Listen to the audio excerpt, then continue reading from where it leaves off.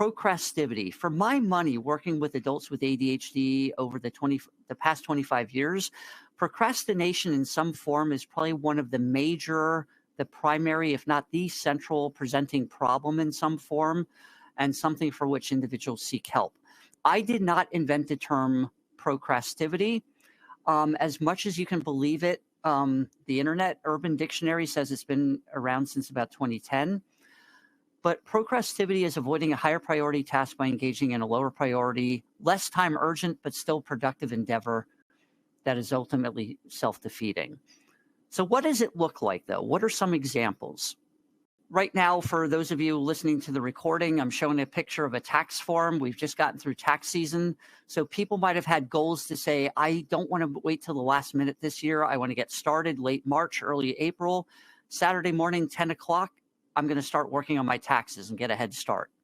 Saturday morning, 10 o'clock rolls around. You know what? Now I'm showing a picture of somebody with a lawnmower. The lawn is looking pretty long. Tell you what I'm going to do, I'm going to mow the lawn. Yes, I will mow the lawn, then I will be in the mood to do taxes. And if you are, that's great. But how often are we ever in the mood to do taxes?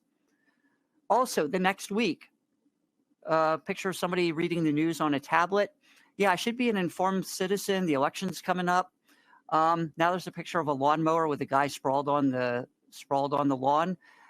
Yeah, I could do the lawn today, but you know what? I should be an informed citizen. I should figure out who I'm voting for. So I'm gonna read the news, and I'll be in the mood to mow the lawn later. And then the last example comes from my clinical practice. Honest to goodness, this happened.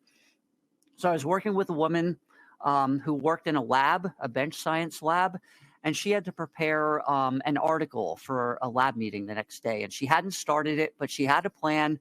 When I get home, I've got the article selected. I just have to go through, put together a few slides. It shouldn't take that long. And then she got home and she said, you know what, though? I was watching those baking shows. I'm going to bake a cake.